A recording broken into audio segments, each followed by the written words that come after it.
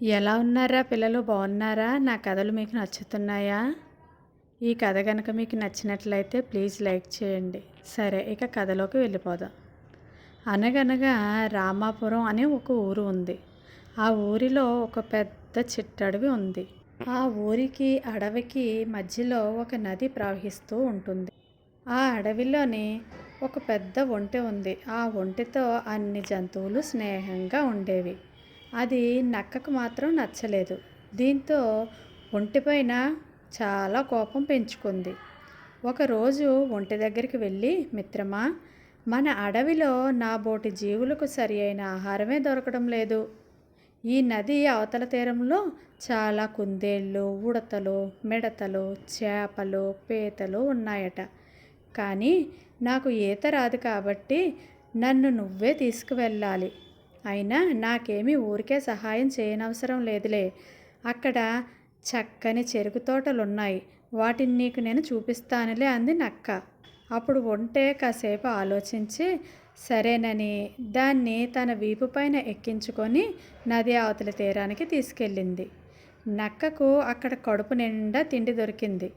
ఒంటెకు చెరుకు తోటను చూపించింది. కానీ అది తింటుండగానే కావాలని గోల వేసింది.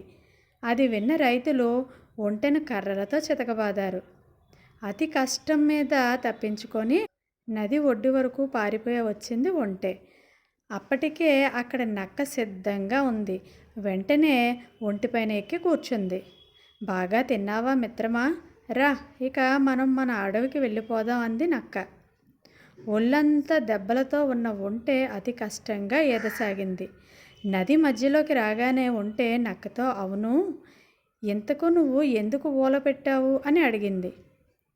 ఓ అదా, కడుపు నిండగానే అలా అరవడం నాకు అలవాటు, లేకపోతే నాకు అజీర్తి చేస్తుంది అంది నక్క. ఓహో అలాగా, సరే కానీ ఆ రైతులు నన్ను కొట్టడం వల్లే నేను కడుపు నిండా తినలేకపోయాను. సరిగా తిననప్పుడు నీళ్ళలో పల్టీలు కొట్టడం నాకు అలవాటు, లేకపోతే నాకు మైకం వస్తుంది అంది ఒంటె. అమ్మో, ఇప్పుడు నువ్వు పల్టీలు కొడితే నేను మునిగిపోతాను.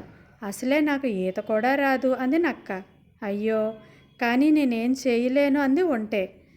అప్పటికి కానీ నక్కకు బుద్ధి రాలేదు. వెంటనే క్షమాపణలు అడగాలనుకుంది. కానీ ఈ లోపే ఒంటి పల్టీలు కొట్టడంతో నక్క నది ప్రవాహంలో కొట్టుకుపోయి మునిగిపోయింది.